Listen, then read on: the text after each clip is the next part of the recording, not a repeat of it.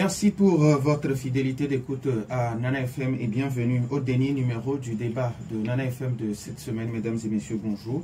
Vous qui nous suivez sur la 95.5, le www.nanafm.tg ou encore sur le bouquet Canal Plus numéro 575. Merci et bonjour. La dynamique Monseigneur Podro était en meeting à Bassa et à Guérenkouka le 26 février dernier. Comment a-t-elle été accueillie dans le Nord Togo et quels ont été les sujets de discussion? Voilà les interrogations qui vont retenir notre attention pendant les 45 prochaines minutes. Et pour en parler, nous recevons dans notre studio Gérard Adja, vice-président de MPDD, parti membre de la DMK. Monsieur Adja, bonjour. Bonjour à Monsieur Norbert Douradi. Bonjour à toutes vos auditrices et à tous vos auditeurs. Alors, les auditeurs et auditrices de Nana FM auront donc la possibilité d'intervenir dans ce débat sur nos deux numéros à partir de 7h35 minutes. 91 09 71 71 ou le 96 71 58 58. Je suis Norbert Douradi, je suis assisté à la technique par Stan Deco.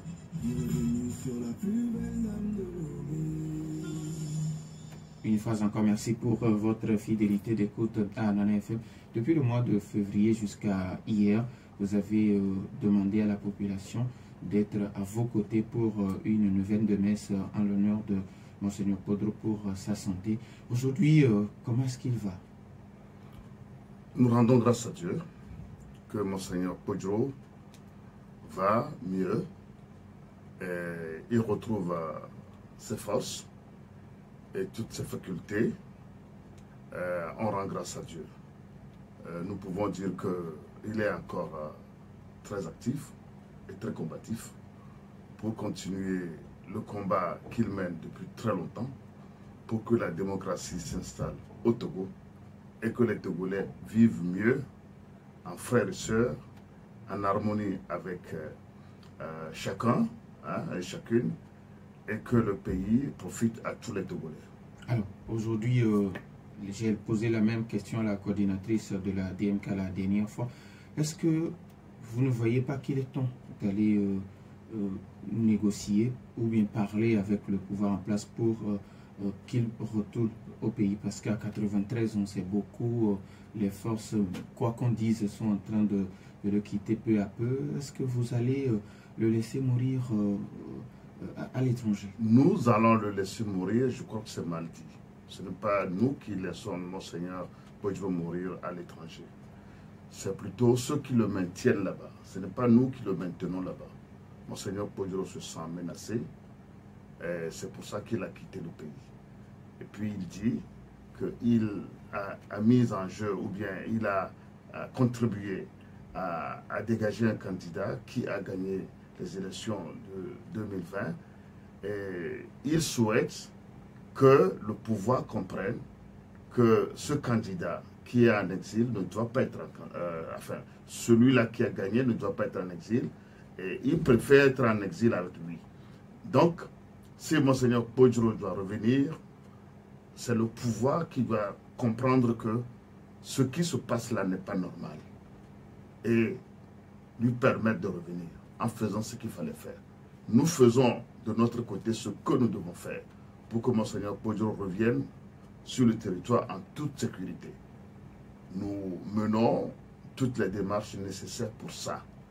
Mais il faut que le pouvoir entende raison. Pour une fois, en acceptant que nous sommes tous des Togolais, on peut s'asseoir et discuter. Parce qu'on ne peut pas construire un pays dans la haine et dans le non-amour. Parce que, vous voyez, en Côte d'Ivoire, il s'est passé des choses graves. Mais les principaux leaders ont accepté de s'asseoir et se parler. Actuellement, il se passe une guerre en Ukraine. Les voix se lèvent déjà pour un cessez-le-feu, pour que les gens reviennent à la table de négociation et se parler les yeux dans les yeux, pour se dire la vérité et accepter de mettre fin à la guerre et de faire des choses nouvelles. Notre pays aussi, on ne peut pas être des ennemis tout le temps. Et nous ne sommes pas des acteurs politiques pour être des ennemis les uns des autres. Donc, il appartient au pouvoir en place d'écouter raison. D'écouter raison et de savoir que nous ne sommes pas des ennemis entre nous. On peut être on peut avoir des points de vue différents quant à la conduite de ce pays. Mais il faut comprendre que nous sommes tous des Togolais et qu'on peut, à un moment donné, laisser tomber les habits de haine, les habits de comment appelle-t-on, de ce qui nous divise, pour nous mettre à table pour discuter de ce qui ne va pas et de comment faire pour que les Togolais puissent mieux vivre. Et c'est ça que nous réclamons au pouvoir en place. Alors, monsieur Gérard, et ils se comportent comme nous sommes des ennemis à abattre. Eux ne sont pas nos ennemis. C'est eux qui nous considèrent comme leurs ennemis. Nous sommes prêts à faire en sorte que ce pays avance mieux. mais il y avait eu des cadres, mais vous n'avez pas participé. De quel cadre vous voulez Il parler? y a la Sénat, puis il y a le... Soyons sérieux. Soyons sérieux. Ces cadres qu'ils ont créés, vous voyez comment se comporte le cadre? Ce n'est pas un cadre propice à cette discussion. Il faut que ceux qui sont intéressés puissent discuter, qu'on appelle-t-on, vis-à-vis, avec ceux qui ont créé le problème. Le pouvoir en place a usurpé un pouvoir et a menacé ceux qui sont les véritables détenteurs de ce pouvoir. Il les a poussés dehors. S'il y a discussion à avoir, c'est entre les deux. Et nous sommes disposés à discuter de l'avenir de ce pays parce que les peuples du Togo nous ont confié la destinée de notre pays le 22 février 2020. Il s'est passé des choses anormales pour que Monseigneur soit dehors. Il s'est passé des choses anormales que Dr Bohomé Kodo se retrouve dehors. Alors aujourd'hui, ça ne peut pas continuer. Et nous souhaitons que tous les Togolais reviennent au pays pour que nous réfléchissions à la manière de mieux conduire notre pays au bénéfice de tous les Togolais. On ne peut pas construire un pays dans l'adversité tel que nous sommes en train de le constater. Ce n'est pas normal. Alors, vous voulez que le pouvoir vous appelle à table, vous, au niveau de la DMK, et puis seulement le pouvoir? Nous sommes les principaux intéressés. C'est à nous que les populations ont confié la destinée du pays. Et certains se sont accaparés de cette victoire. Et là, les protagonistes, c'est nous deux. Nous n'excluons pas les autres, pas nécessairement. Mais nous disons que s'il y a un problème, ou bien s'il y a une discussion à faire, c'est entre le pouvoir à place actuellement, de façon illégale, et nous, qui disposons de la légitimité parce que c'est à nous que le peuple a confié la destinée du pays le 22 février 2020.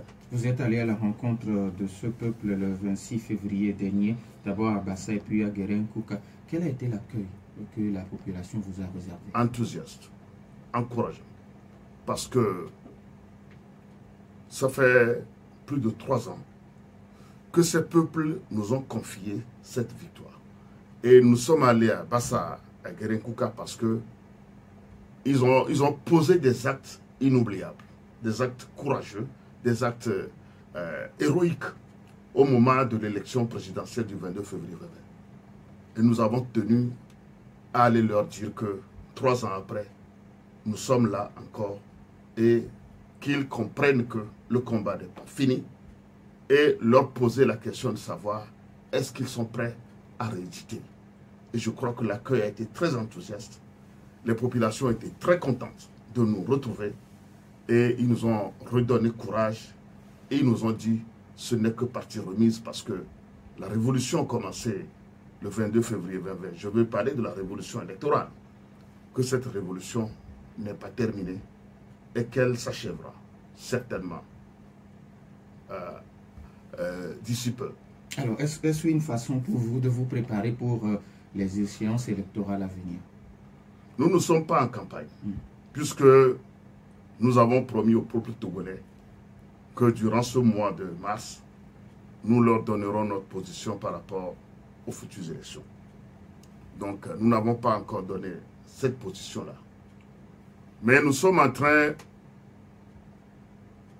de visiter les populations pour les écouter, pour vivre leur réalité, pour les comprendre, pour savoir s'ils sont toujours dans cet état d'esprit qui les avait animés le 22 février 2020. Et je crois que c'est encourageant de faire cette expérience-là. Et nous avons été très encouragés par les populations d'Ankpen, notamment de Guérin-Kouka, qui ont été très courageuses, qui nous ont reçus avec beaucoup de joie et de gaieté, qui se sont mobilisés pour venir nous dire qu'ils sont prêts à continuer avec nous pour terminer la révolution électorale commencée le 22 février. En retournant à Bassar, ayant vu ce qui s'est passé à Guérin-Kouka, les autorités, je ne sais pas s'il s'agit des autorités locales ou des autorités nationales, ils ont voulu nous perturber en mettant des embûches sur le chemin pour que les mêmes choses ne se répètent à Bassar.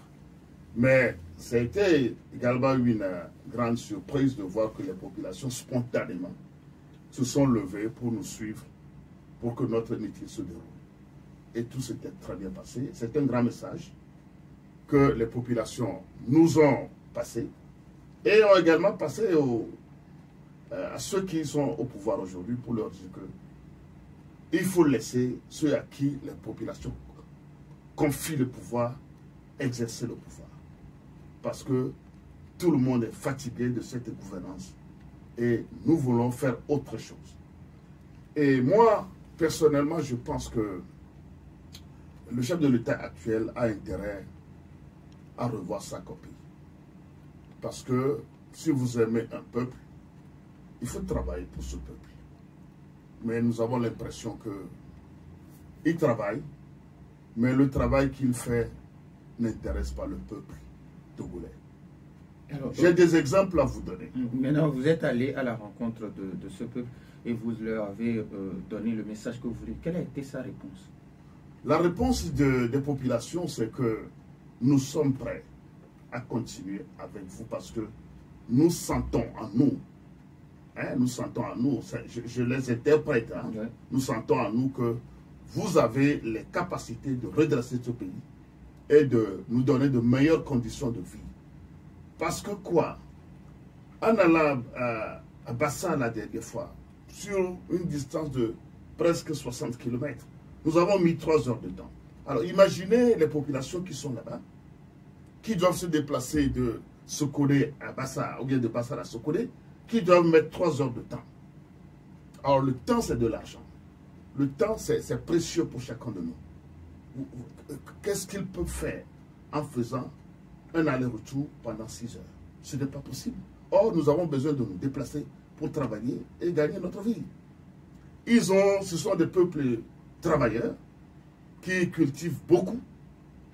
Mais qu'est-ce qu'ils feraient de leur culture s'ils n'ont pas de moyens de les transporter ailleurs pour faire profiter de leurs travaux à d'autres populations? Qu'est-ce qu'ils peuvent faire? Donc voilà un peu les conditions dans lesquelles nos populations vivent. Donc nous sommes allés vivre ça avec eux, constater de visu ce qu'ils endurent comme difficulté. C'est pareil pour les populations de Guérin-Kouka. Ce sont de grands travailleurs. Ce sont de grands travailleurs qui se mobilisent, qui sont, comment appelle-t-on, qui travaillent beaucoup, mais qui gagnent très peu. Ce n'est pas normal. Alors nous voudrions changer ça. Et c'est ce que nous sommes allés constater. Nous les avons écoutés. Nous leur avons dit de garder courage, de garder espoir. Alors, parce que ça changera. Je vais faire revenir ma question encore avant de donner la possibilité aux auditeurs. Est-ce que vous allez participer aux prochaines échéances électorales? Bon, nous savons que les prochaines élections électorales sont importantes parce que c'est un agenda républicain qu'il faut tenir à tout prix. Il y a eu des erreurs qui ont été commises en 2002 qui a permis tout ce désordre que nous constatons, malheureusement. Il y a eu également une erreur monumentale et fatale en 2018, lorsque l'opposition regroupée dans la C14 avait décidé de boycotter les élections législatives de 2018. C'était une erreur. C'était une faute politique même, pour ne pas exagérer. Et donc, nous sommes une force majeure aujourd'hui au Togo. Quand je dis nous, c'est la DMK. Et donc, vu toutes ces expériences, nous sommes en train de nous dire comment répéter les mêmes erreurs en sachant que les conséquences sont graves pour les populations. Mais en même temps, nous sommes en train de revendiquer notre victoire de l'élection du 22 février. Et nous pensons qu'il faut nécessairement que les Togolais comprennent qu'on ne peut pas répéter les mêmes erreurs à chaque fois. Les mêmes erreurs, c'est qu'on fait une élection, on confisque la victoire, et après quelques mois, après quelques années, on laisse couler comme si de rien n'était. Non, on ne peut pas continuer comme ça. Il faudrait qu'on s'arrête à un moment donné pour dire non, ça ne doit plus se répéter. C'est pour ça que nous ne pouvons pas abandonner notre revendication de la victoire du 22 février, tout en sachant que ne pas aller aussi aux élections législatives, que ça poserait un problème. Donc, nous sommes en pleine réflexion pour situer les Togolais le moment venu. Et ça ne va plus tarder. Donc, les Togolais n'ont qu'à comprendre que nous sommes des responsables et nous savons là où se trouve l'intérêt du peuple togolais. Notre victoire du 22 février ne va pas être passée en perte et profit. Mais en même temps, nous réfléchissons à ce que nous ne commettions pas les mêmes erreurs qui produisent les mêmes conséquences que nous connaissons jusqu'à présent. 91 09 71 71 ou le 96 71 58 58. Nous auditons maintenant la possibilité sur nos deux numéros. Nous n'allons pas faire de pause. 91 09 71 71. Nous avons un premier auditeur en ligne. Nana FM, allô? Oui, allô? Oui, bonjour. Bonjour. Pélé, comment allez-vous?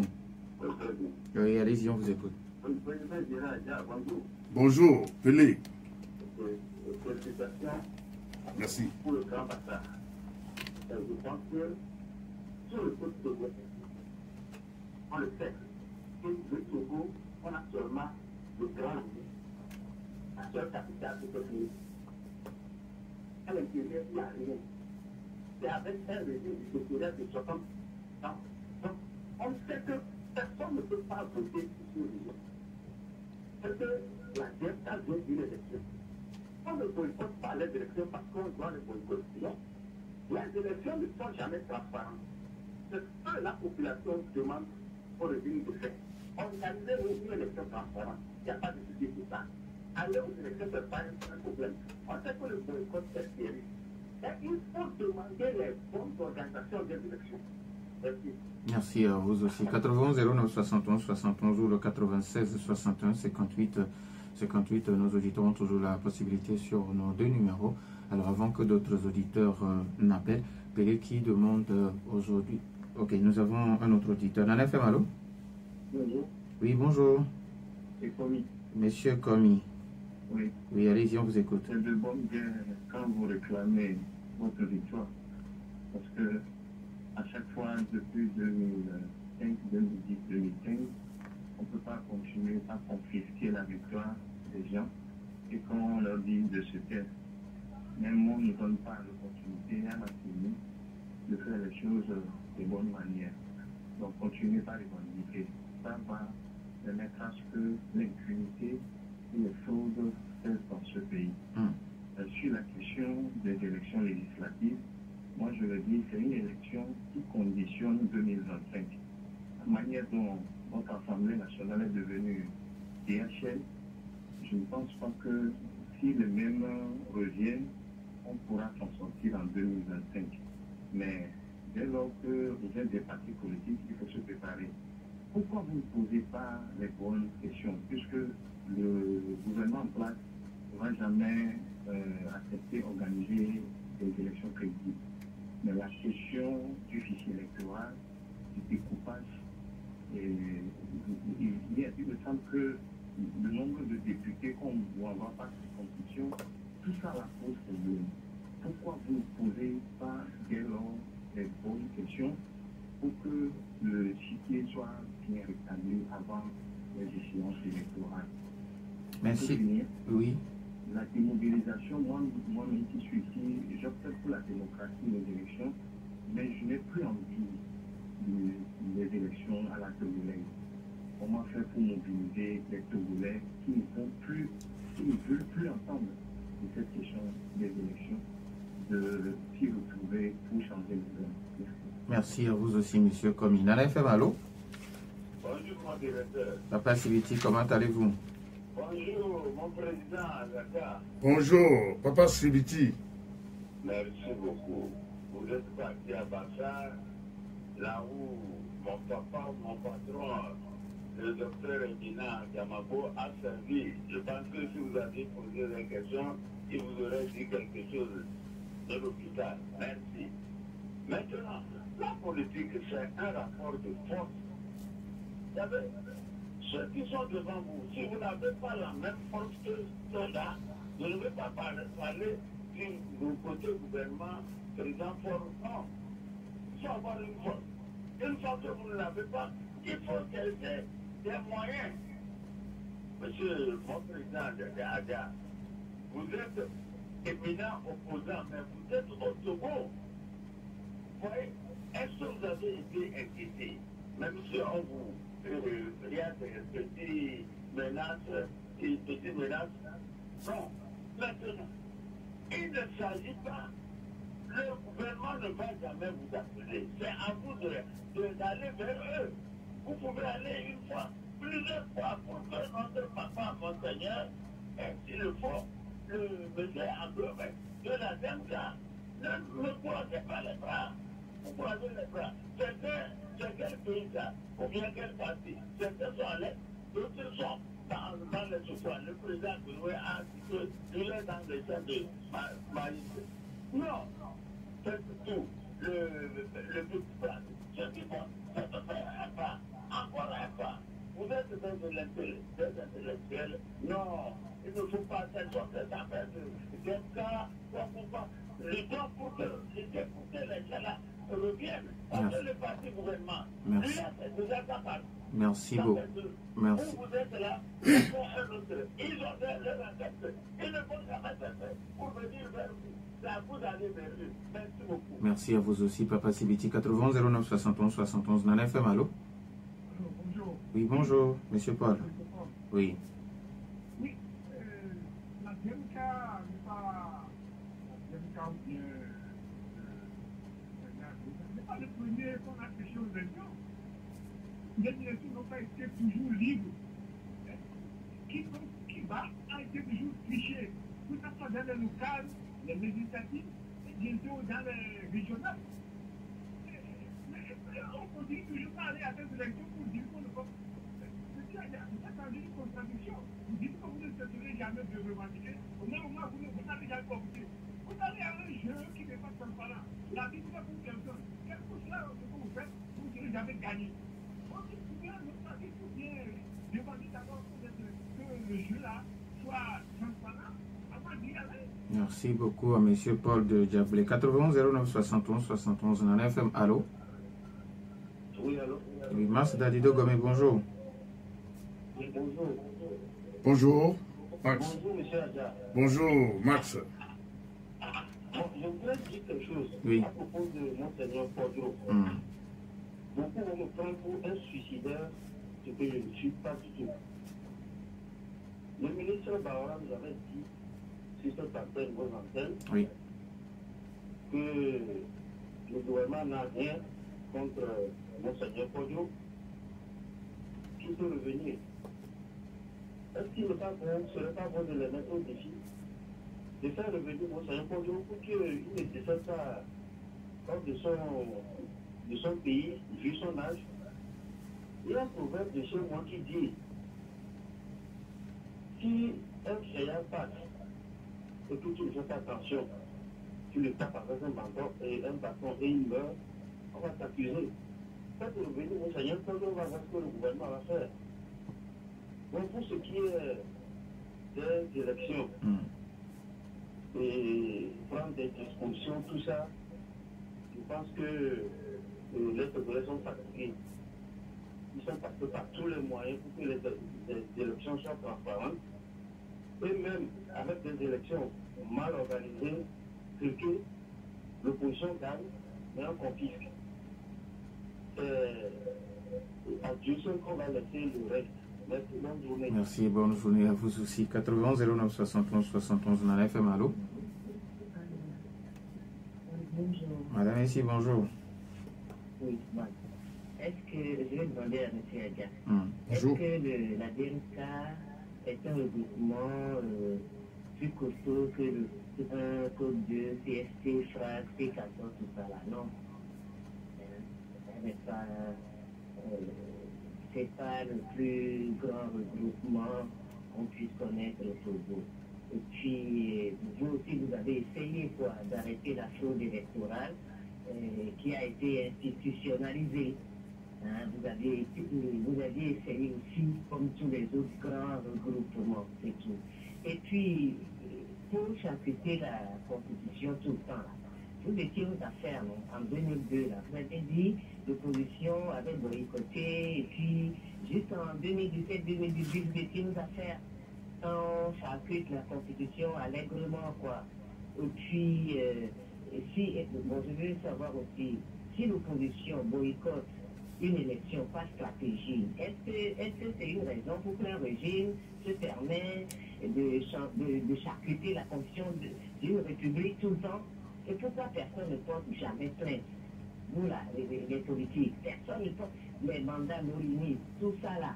Pourquoi vous ne portez jamais plainte au tribunal, même si l'on fabriqué à porter plainte? Merci beaucoup à madame ici. 80 09 71 71, on peut prendre le tour des nids auditeurs s'il y en a. Alors, on peut encore prendre un auditeur. Alors, Nana FM, allô? Nana FM, bonjour. Oui, bonjour. Ouais, je vous appelle Dantan. Je salue le président Gérard. Votre nom, monsieur Wari? Bon, comment est-ce qu'il c'est Waris? Waris. C'est Waris. Ok, monsieur Waris. Bon, comment est-ce qu'il fait qu'il prenne la main tendue de mettre assez bon pour s'associer à la dernière fois? Est-ce qu'il y aura encore une autre coalition à ce? Merci. Oui, allô? Allô? L'auditeur est toujours là? Allô? Je pense qu'il est parti. Alors, je pense qu'on va commencer avec le tout dernier auditeur. La dernière fois, lors de sa rentrée politique, les FDR ont appelé à une remobilisation de toutes les forces de la République. Est-ce que, M. Waris vous demande, est-ce que vous allez accepter la main tendue de Maître Apévo? Nous sommes au niveau de la DMK déjà un regroupement politique de plusieurs partis politiques et de plusieurs associations de la société civile. Maître Apévo, je le félicite pour ses efforts, mais il avait aussi participé à la création de la DMK en 2019. Et donc, malheureusement, le candidat de la DMK qui avait gagné l'élection du 22 février 2020 n'avait pas reçu le soutien de Maître Apévo.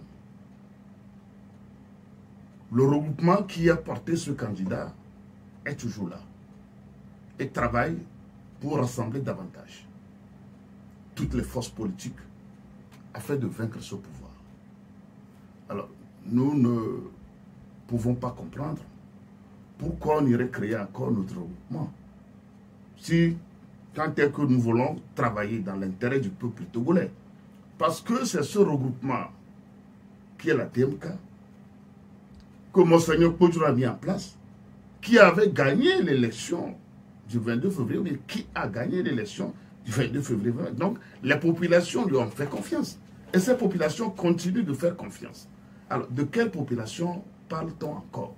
Puisque les populations qui se sont mises derrière la DMK a permis à la DMK de gagner l'élection du 22 février.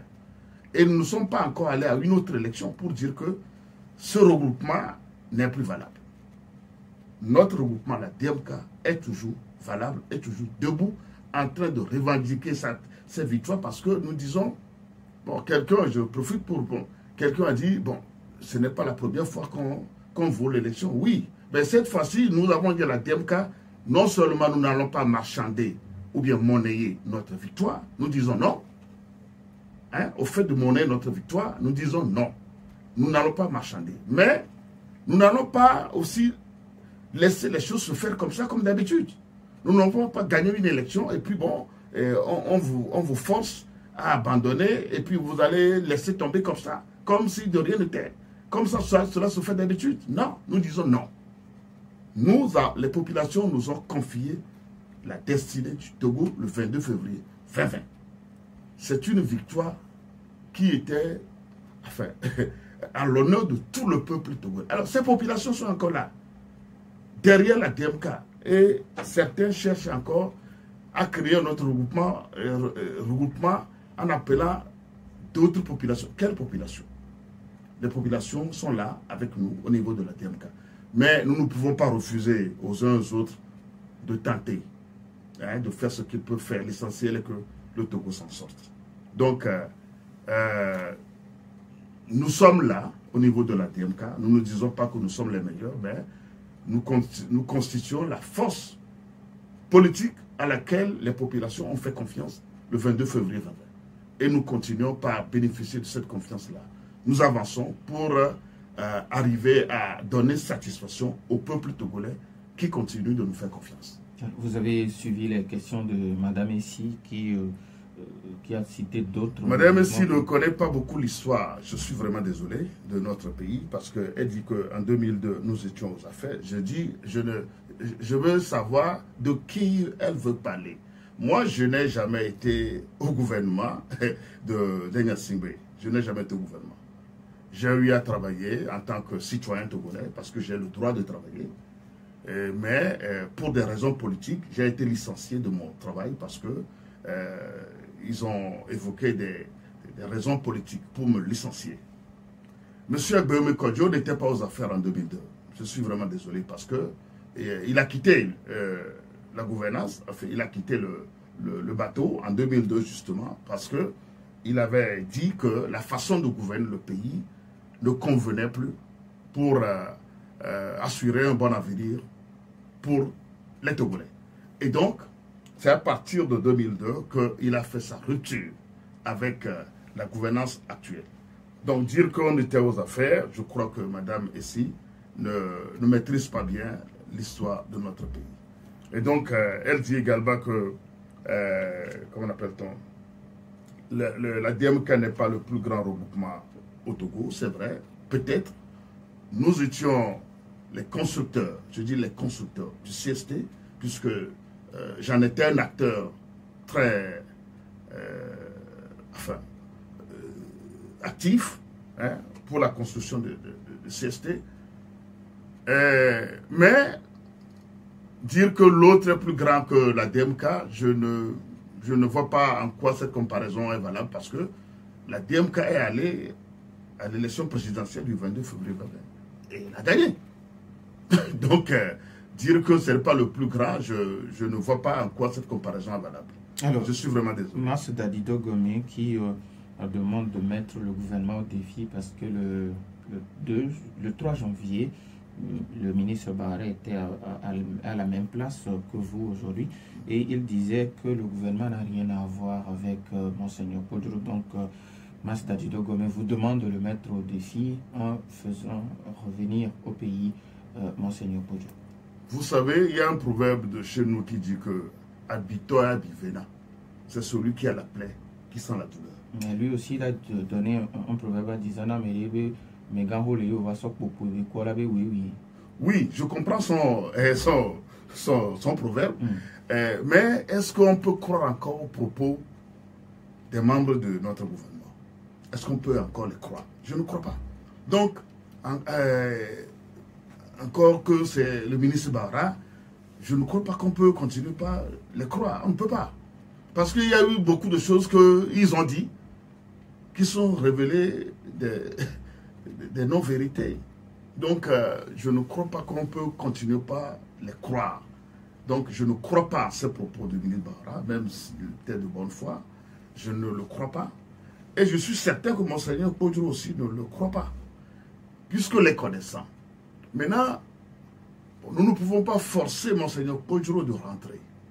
Il appartient à l'intéressé qui a la plaie, qui sent la douleur en lui, d'accepter de revenir. Ce n'est pas que nous ne demandons pas à Monseigneur de revenir, parce que son absence sur le territoire constitue une entorse pour nous. Nous aurions aimé qu'il soit à notre côté et qu'il continue par travailler pour nous et que nous aussi nous puissions par bénéficier de ses conseils et de ses expériences. Mais c'est lui qui a la plaie, c'est lui qui est menacé, c'est lui qui reçoit toutes les informations qui lui disent que tu peux ou tu ne peux pas.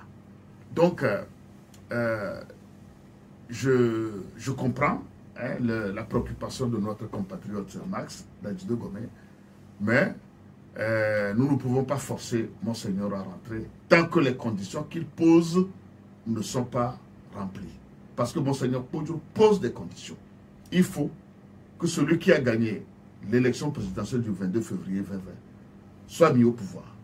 Alors, Papa Sibiti qui dit que le gouvernement ne va jamais vous appeler, mais c'est à vous maintenant de faire le pas vers le gouvernement pour que Monseigneur Podjoro puisse rentrer. Oui, bon, encore qu'il faut que le gouvernement accepte de recevoir les démarches, puisque le gouvernement, si les gens se comportent comme des gens qui ne veulent écouter personne et qui se croient qu'ils sont les bons dieux et personne ne leur fera rien, bon, c'est difficile dans ce contexte-là de faire des démarches chez eux. Mais ça ne veut pas dire que nous ne faisons rien.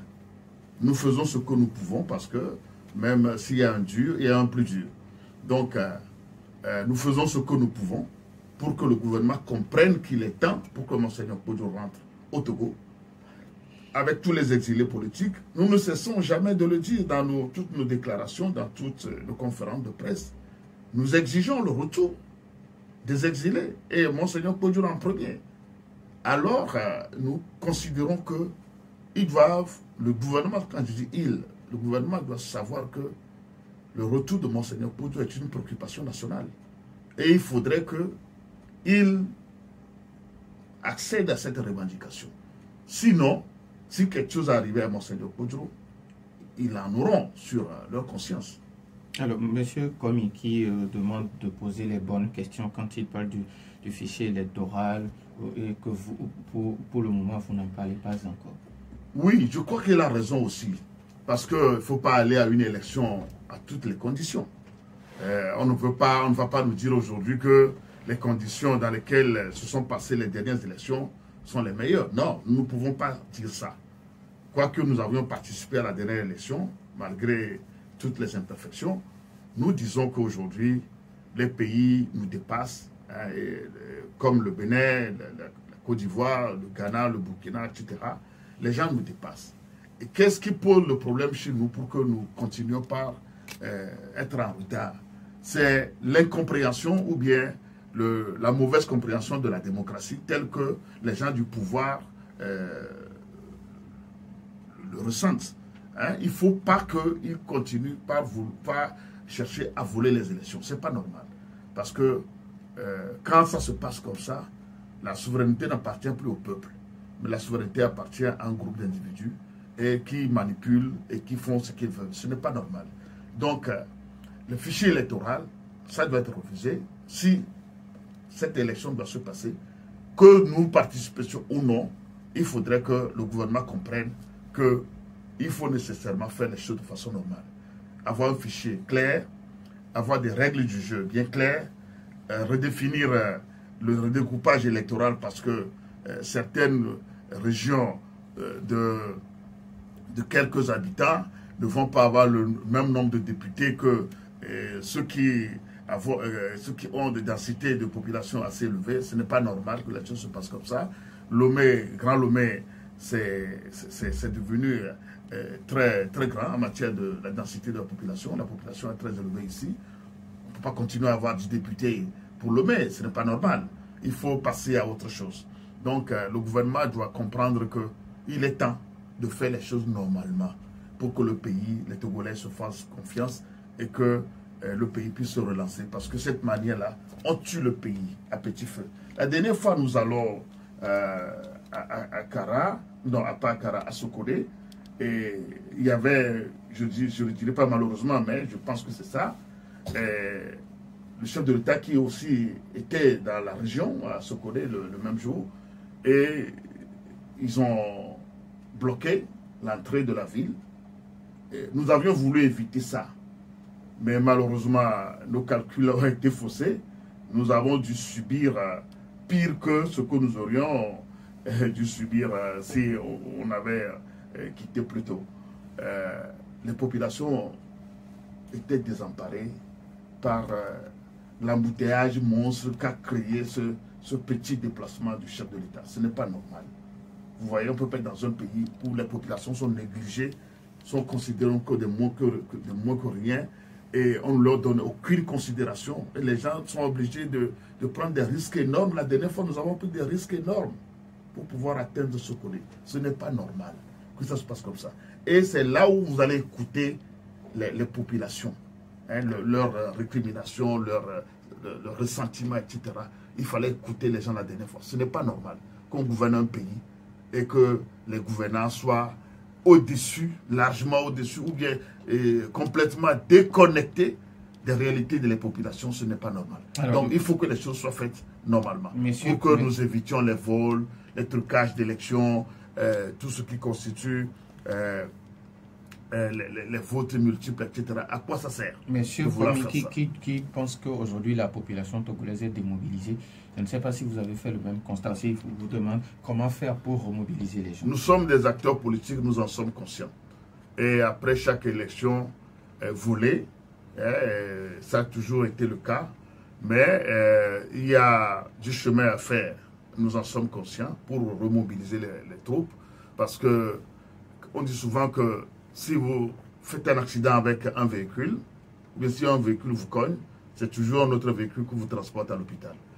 L'élection, pour l'instant, dans notre constitution, c'est le seul moyen d'accéder au pouvoir. Donc, pour l'instant, c'est ce que la constitution nous permet de faire. Donc, nous voulons accéder au pouvoir. Les populations nous donnent souvent le pouvoir, mais nous n'arrivons pas à le capter à cause du comportement de l'autre camp, qui croit que le pouvoir, c'est lui qui doit l'exercer à tout prix. Mais je crois que les événements adviennent, les événements se passent et qui reconfortent notre position. Donc, ceux qui hier se considéraient comme des gens forts et qui peuvent se permettre tout, aujourd'hui aussi se rendent compte, oui, sont victimes de ce même système.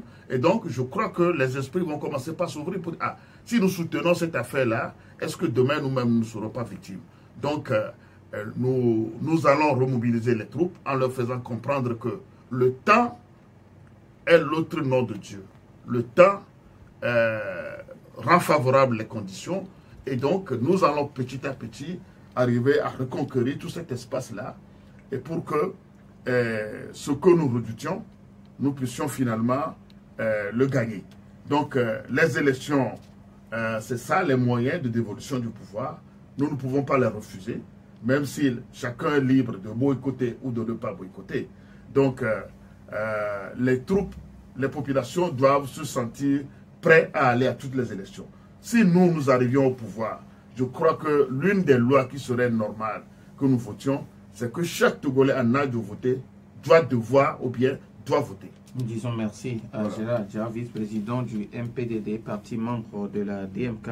Merci également aux auditeurs pour leur fidélité d'écoute à cette émission. Merci à Stan Teko derrière la baie vitrée. Merci également à Maïmouna Hassan derrière la caméra pour notre page YouTube. Je suis Norbert Djouvadi. Bonne suite de nos programmes.